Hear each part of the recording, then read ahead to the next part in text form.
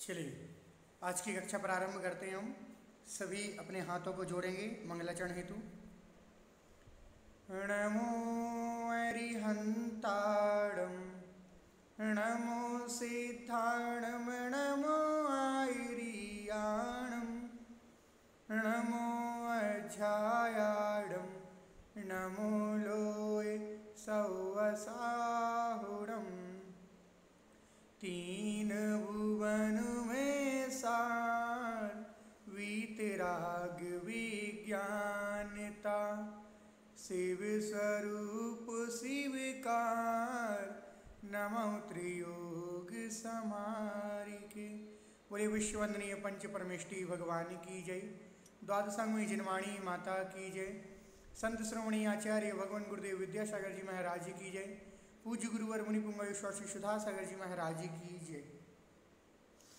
हमने पूर्व कक्षा में कल छंद क्रमांक 13 का स्वाध्याय किया हुआ था, जिसमें हमने 8 प्रकार के जो मद हैं, ज्ञान पूजा कुल जाति इत्यादि जो 8 प्रकार से मद कहे गए हैं, कि व्यक्ति मनुष्य इन 8 चीज़ों पर अर्थात इन जो 8 भेद कहे हुए हैं, इन पर यदि मद करता है, घमंड करता है, तो उसका क्या सम्यक्त नहीं हो पाता, अर्थात वह सम्यक्त से दूर हो जाता है। तो इसलिए कल जो पढ़ा उससे यही समझना है हमारे लिए कि जो 8 प्रकार के मद हैं, यदि इनमें से एक चीज़ भी हमारे पास है तो उसका हमारे लिए क्या अभिमान नहीं करना, उस पर घमंड नहीं करना। हमें प्राप्त है, हमारे पुण्य कर्म की वजह से प्राप्त है। यदि हम इस पर मान करेंगे, घमंड करेंगे, तो यह हमारा क्षीण हो जाएगा, नष्ट हो जाएगा। इसलिए इन पर हमारे लिए का घमंड नहीं करना। ठीक, ये हुआ कल का विषय। अब हम आज पढ़ेंगे, कल हमने आधा अधूरा उसको बीच में ही छोड़ दिया था, छंद क्रमांक 14 के लिए, जिसमें वर्णन था 6 अनायतन और 3 मूर्ताएं। तो आज हम उसके बारे में 6 अनायतन और 3 मूर्ताओं के बारे में आज हम पढ़ेंगे। ठीक, आगे बढ़ते हैं हम छंद क्रमांक 14 की ओर। सभी जिनवाणी निकालें। जिनवाणी में तृतीय ढाल, छंद क्रमांक 14, वर्णन है 6 अनायतन एवं 3 मूर्ताओं का वर्णन। अब कौन कौन से हैं 6 अनायतन और मूर्ताएं कौन कौन सी हैं?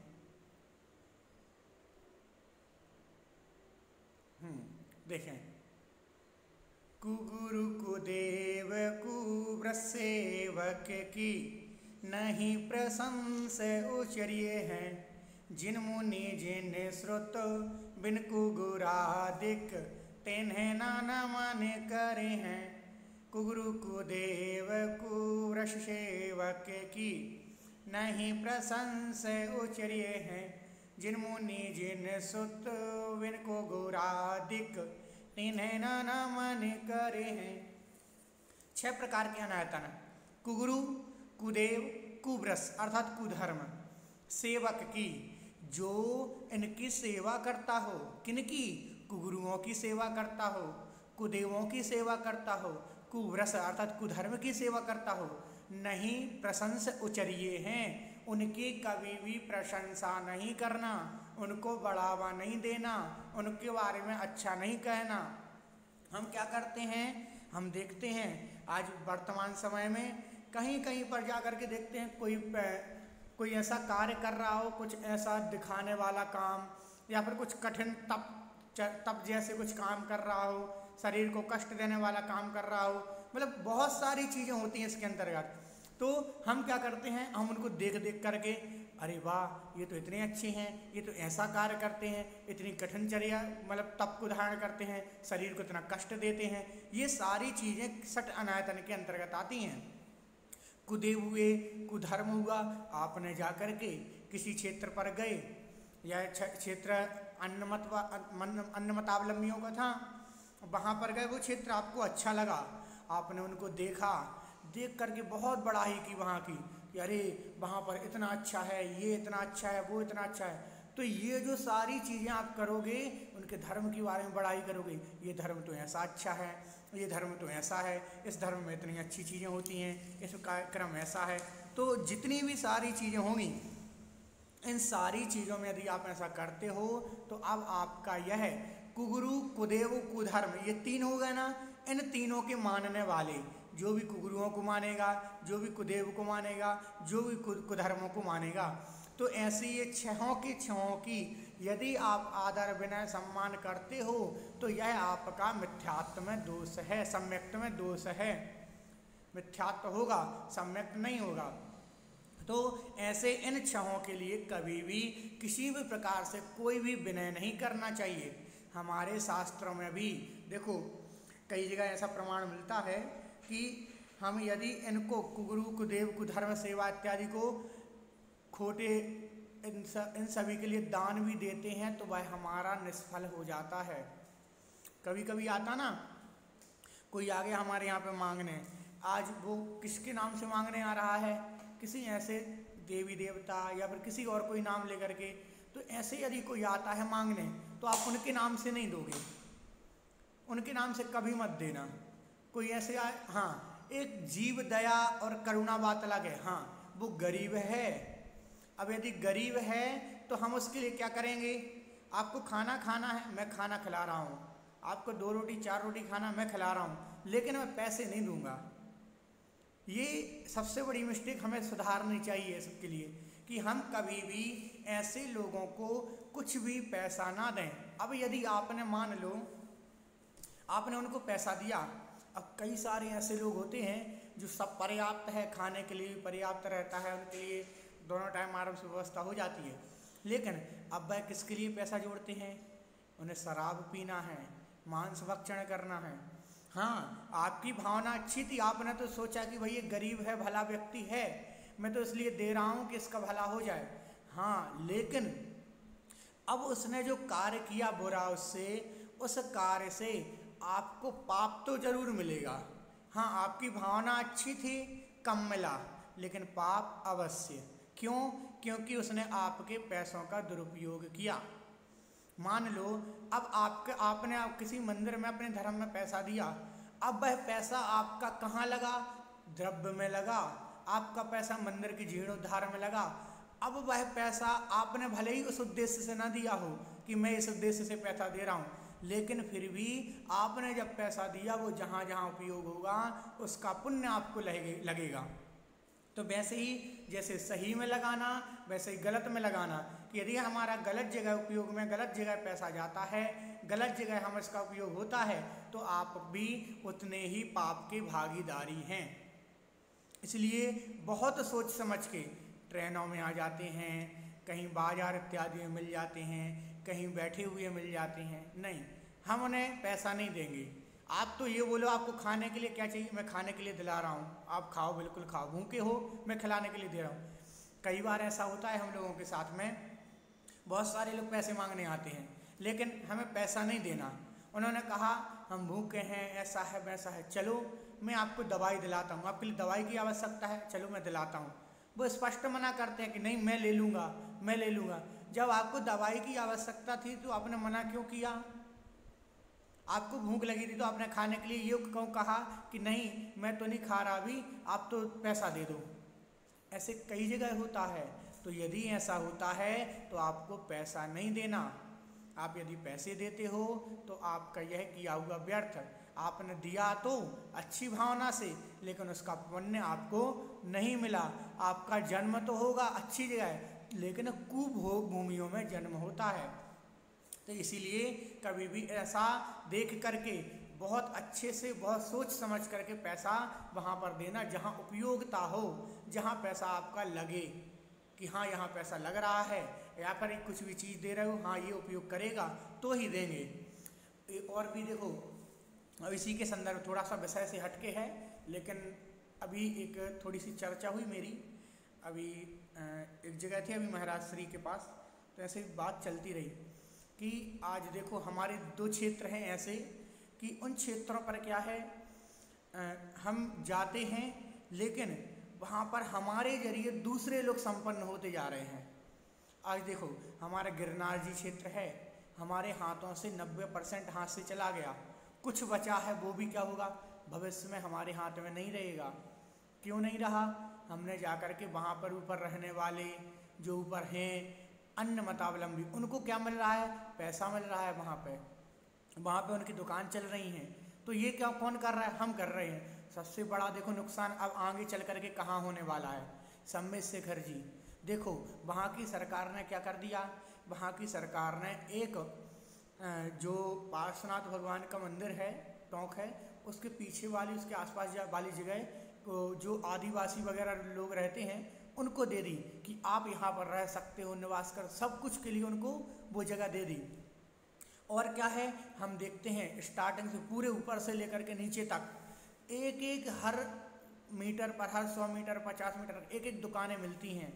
हम क्या करते हैं, बड़े चाव से बैठ करके वहाँ पर उन दुकानों की बिक्री कराते हैं, हम उनको बहुत पैसा दे करके आते हैं। आज दुकानें क्यों खुली वो, अरे वहाँ यहाँ तो जैनी आते हैं, खूब माल लुटा करके जाते हैं, आते हैं 1-1 घंटे तक पूरे परिवार वाले रहते हैं और खा पी करके जाते हैं। अरे आप सम्मेद शेखर की भूमि पर गए हो, वहाँ पर जा गए हो, आपने पहले बात तो उनको शरण दे दी, शरण दी, उसके बाद ऐसी परम पवित्र भूमि के लिए अपवित्र किया, तो क्या हुआ, ये सारा आपका किया हुआ व्यर्थ। इसीलिए तो पहले कितने चमत्कार होते थे उसी क्षेत्र पर, क्यों होते थे, पवित्रता थी, भावना निर्मल थी। आज भावना ही नहीं है, पवित्रता ही नहीं है, तो कैसे होगा। इसीलिए ऐसे अब आप स्वयं एक चीज़, एक नियम लो और ये इस फॉलो करो, इस चीज़ के लिए आप भी करो और अपने परिवार को भी फॉलो कराओ कि हम शेखर जी जाएंगे। हम देखिए, आप सोचो कि मेरे एक करने से कुछ क्या होगा, नहीं, आपके एक करने से आज मेरी क्लास में 18-20 लोग जुड़े हुए हैं। यदि ये 18 के 20 लोग ही यदि चाहें और यदि यह सोच लें कि अब सम्मेद शेखर जी जाएंगे, मुझे जो खाना पीना लेना है मैं नीचे से लेकर के जाऊंगा, मैं यहाँ पर घर से ही लेकर के जाऊंगा। यदि आप 20 लोग करते हो तो 20 परिवार कैसे होते हैं, इस एक चीज़ से बचते हैं। और आप करोगे, और ऐसा नहीं है कि सम्मेद शेखर जी की यात्रा करने आप अकेले जाते हो, आपके साथ में आपके पूरा परिवार जाता है, 4 परिवार एक हो गया। अब यदि 4 परिवार जाएंगे तो 20 के कितने हो गए, 80 लोग हो गए। ऐसे यदि सब मिलकर के थोड़ी थोड़ी वो करते हैं तो अवश्य ये चीज़ गलती जो हम करते हैं ये बहुत जल्दी से ठीक होगी। तो इसके प्रति हमें खुद, यदि हम चाहते हैं कि हमारा धर्म बचा रहे, हमारा वह क्षेत्र बचा रहे, हमारे धर्म के प्रति भगवानों की श्रद्धा जो है वो बची रहे, अन्यथा धीरे धीरे करके, जैसे अब हम बहुत कम अल्पसंख्यक में आ गए ना, वैसे ही संख्या में आ जाएंगे, बिल्कुल गिनतियों गिनने लायक हो जाएंगे, इतने कम हो जाएंगे। क्यों, क्योंकि जब शरण ही नहीं मिलेगी, सारे क्षेत्र छूट जाएंगे हमसे, सारे धर्म परिवर्तन करा दिए जाएंगे, कैसे होगा। तो इसीलिए इन सारी चीज़ों को, छोटी छोटी चीज़ों को हमें बहुत ध्यान देना चाहिए। ये भी षट अनायतन के अंतर्गत आ जाएगा। क्यों आ जाएगा, वह तो कुगुरु कुदेव कुधर्म को मानने वाले हैं। आपने जाकर के उन भीलों के लिए, उन आदिवासियों के लिए पैसा दिया, आपने उनसे वहाँ कुछ चीज़ ली, अब उन्होंने क्या उपयोग किया उसका, शराब पी ली, कुछ मांस भक्षण कर लिया, वहीं बैठ कर के मांस भक्षण करते हैं। किसके पैसे लगे, आपने दिए पैसे, वो आपने वहाँ पर उसका खाना पीना लिया, इसलिए उसको पैसा मिला, उसने उसका क्या दुरुपयोग किया। तो इसलिए ऐसी चीज़ों से हमें हमेशा के लिए बचना चाहिए। तो ऐसा ये षट अनायतन हुए हमारे कि जो कुगुरु कुदेव धर्म की सेवा करता है, और कुगुरु कुदेव कुधर्म के सेवक हैं, और ये तीनों ऐसे 6 मिलाकर के षट अनायतन होते हैं। तो इनकी ना प्रशंसा करेंगे, ना इनको मान बढ़ावा देंगे, कुछ भी नहीं करेंगे। और उसके बाद आया नीचे, जिन मुनि जिन श्रुत बिन कुगुरादिक तनेना नमन करें हैं। अब नीचे वाली पंक्ति में क्या है, जिन मुनि जिन श्रुत, अर्थात जिनेंद्र भगवान द्वारा कही गई जिनवाणी, मुनिराज, ये जिनेंद्र देव इत्यादि के अलावा कुगुरादिक, इनके अलावा तो हम किनको, कुगुरु आदित्य ने न नमन करे हैं, हम इनको नमन नहीं करेंगे, सिर्फ इनको ही नमन करेंगे। किनको, जिन मुनि हो, जो निर्ग्रंथ हो, परिग्रह से रहित हो, एवं जिन श्रुत हमारे अहिंसामयी शास्त्र हों, हमारे 18-200 से रहता भगवान हों, ऐसे इनके लिए हम क्या करेंगे, नमन करेंगे। इनके अलावा किसी को भी नमन नहीं करेंगे। अब देखो, मूर्ताएं होती हैं 3 प्रकार की, देव मूर्ता, लोक मूर्ता और गुरु मूर्ता। अब देखो, लोक मूर्ता क्या कहलाती है, लोक मूर्ता होती है लोक, अर्थात इस संसार को देख करके, सामान्य वातावरण को देख करके क्या करने लगते हैं हम। किसी ने हमसे कहा, किसी ने कहा जाओ यहाँ पर जा करके कुछ रेत लेना, थोड़ी थोड़ी करके उसको एक ढेर बना देना। जा करके हम हर हफ्ते में 1 दिन 2 दिन 4 दिन जितने भी दिन भी जाते हो, जा करके वहाँ पर पत्थर इकट्ठे करने लगे, रेत इकट्ठी करने लगे, या फिर कुछ और भी वस्तु इकट्ठी करने लगे। ऐसे उस ढेर लगाना, उनको मानना, ये धर्म समझ करके ये बालू रेत इत्यादि के, पत्थर इत्यादि के टीले बनाना, नदी इत्यादि में स्नान करना एवं समुद्र में स्नान करना, बिल्कुल प्रातः काल, ये कह करके कि प्रातः कालीन स्नान करने से शुभ होता नहीं। हम प्रातः कालीन स्नान क्यों करते हैं? मंदिर जाना है, शुद्ध होकर के जाना नहीं, ये ठीक है हमारा करना। परंतु आप कहोगे कि स्नान करने से सिद्धि प्राप्त होती है, ऐसा वैसा जो भी जो कहते हो, तो ऐसा करेंगे, जल में प्रवेश करेंगे, 2-2 घंटे तक नदी में खड़े हुए हैं, तो ये करोगे अग्नि में खड़े होकर के अपने प्राणों को गवा दिया है ना। किसी भी पत्थर इत्यादि की पूजन करने लगे, किसी भी चीज़ को मान करके किसी की रूढ़ी पद्धति को ले लिया कि ऐसा करने से ऐसा होता है, लेकिन हमें तो प्रयोजन ही नहीं मालूम था कि ये करने से क्या सही होता है क्या गलत होता है, कुछ भी मालूम नहीं था, लेकिन फिर भी करने में लगे हुए हैं। तो ये लोक मूर्ता के अंतर्गत आ जाता है। तो ऐसे इन लोक मूर्ताओं से बचना है। देव मूर्ता क्या है? पढ़ते ना हम, बरोपलिप से आशावान, तो मतलब वर की इच्छा से, वर अर्थात कुछ किसी चीज़ की प्राप्ति के लिए आशा, लाभ, इन चीज़ों की उससे ख्याति, पूजा की वजह से कि इनके पास जाएंगे ख्याति मिलेगी, पूजा मिलेगी, तो इनको पूजना, ये देव मूर्ता कहलाती है। गुरु मूर्ता, इसको एक पाखंड मूर्ता भी कहते हैं। कैसा कि मतलब अज्ञानी लोगों को, मतलब अज्ञानी जो लोग हैं वह थोड़े बहुत जादू टोने जान गए, चमत्कार दिखाने लगे। कई बार होता है हमारे साथ में कि कुछ थोड़ी सी चीज़ों को क्या करते हैं, कोई जादू टोना दिखा रहा है, कोई चमत्कार दिखा रहा है, उसको हम गुरु मानने लगते हैं। अरे ये तो शक्तिशाली हैं, ये तो चमत्कार दिखाता है, ये तो कुछ भी चीज़ बनाता है। अरे ये सब जादू है, ये मतलब कला है, इसमें कोई चमत्कार नहीं है, ऐसे होते ही नहीं हैं।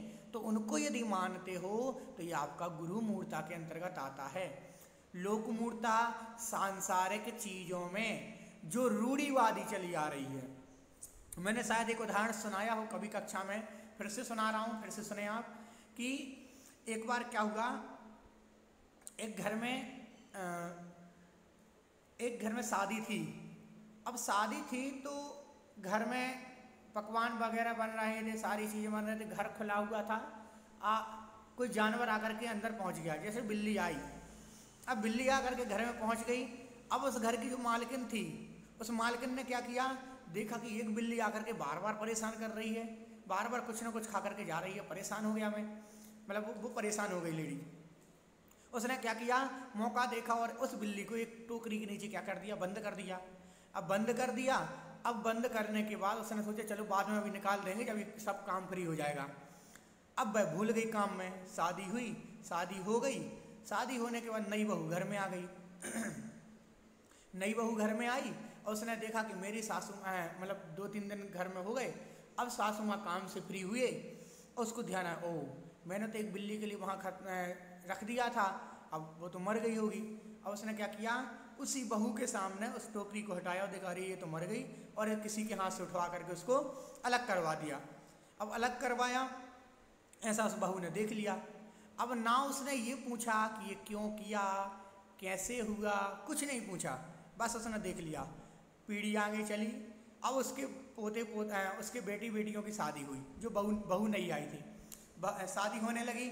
उसने क्या कहा, जाओ एक बिल्ली लेकर के आओ, एक बड़ी टोकनी लेकर के आओ। शादी के 2 दिन पहले उस टोकरी के नीचे उस बिल्ली को बंद कर दिया। 3 दिन बाद, शादी के 3 दिन बाद उस टोकरी के नीचे से उस बिल्ली को मरा हुआ निकाला और फिकवा दिया। अब देखो, ये होती है रूढ़िवादी। लोक मूर्ता के अंतर्गत ये भी आता है, पाखंड मूर्ता के अंदर आता है। वैसे ही कुछ हम भी हैं। हम क्या करते हैं, हमने कभी पूछा नहीं किसी से कि आप यहाँ पर जाकर के इनकी पूजा क्यों करते हो, आप ये ऐसा साल में एक बार ये ऐसा काम क्यों करते हो, कुछ चीज़ें होती हैं, मैंने खुद इस राजस्थान में कई जगह देखा हुआ है। बहुत सारी चीज़ें हैं जो ऐसी लोक मूर्ता के अंतर्गत आती हैं। हम क्या करते हैं, जानने का प्रयत्न नहीं करते हैं, जानने की कोशिश नहीं करते हैं कि ये क्या हो रहा है, क्यों हो रहा है। हम पूछना चाहिए कि ये क्यों हुआ है। यदि उन्होंने नहीं सही जवाब नहीं दिया, हम नहीं मानेंगे, तब ठीक है, वरना नहीं। हमारे तो माता पिता करते थे, हमारे तो दादा दादी करते थे, हमारे सास ससुर ये कार्य करते थे, तो हम भी करेंगे।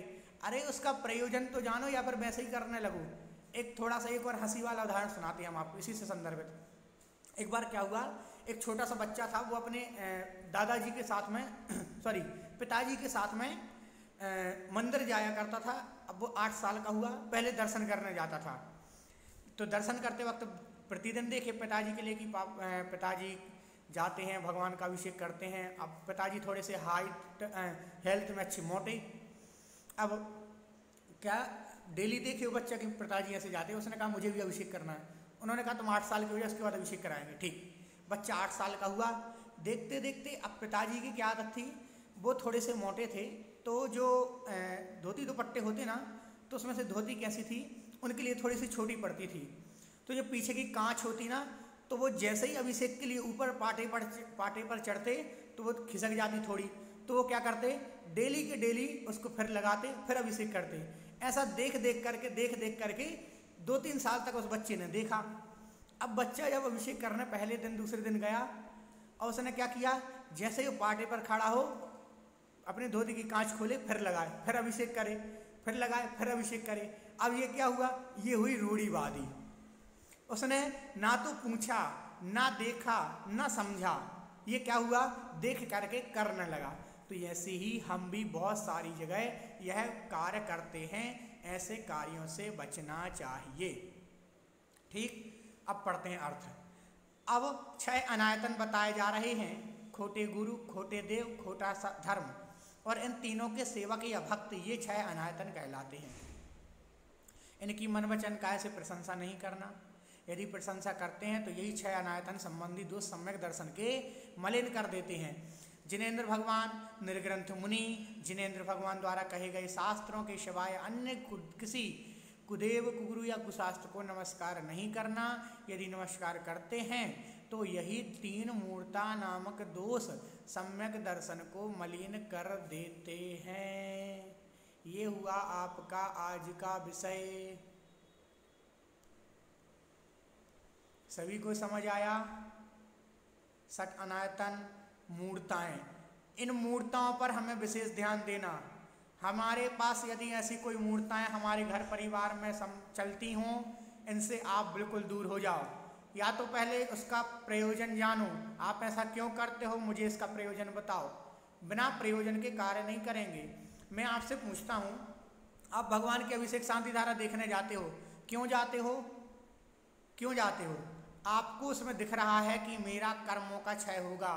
आप धर्म को मान रहे हो, क्यों मान रहे हो? इसमें मेरा भला है, मेरी सदगति होगी, इसलिए हम मान रहे हैं। तो ऐसी ठीक है, हमें मालूम है प्रयोजन ये है। अब और क्रियाओं को करने में यदि प्रयोजन नहीं है तो वो क्रिया नहीं करना। ठीक, ये हुआ आपका आज का विषय। किसी की कोई जिज्ञासा तो हैंड रेस करे। आज इतना ही। कल हम पुनः आगे का छंद पढ़ेंगे, छंद क्रमांक 15, जिसमें अविरत सम्यक दृष्टि की श्रेष्ठता एवं उदासीनता का वर्णन होगा। चलिए, जिनवाणी स्तुति हेतु अपने हाथों को जोड़ेंगे सभी। बोधि समाधि परिणाम शुद्धि, स्वात्मोपलब्धि शिव सौख्य सिद्धि, चिंतामणिं चिंतित वस्तु दाने, त्वां वन्द्यमानस्य ममस्तु देव। 9 बार नमोकार मंत्र।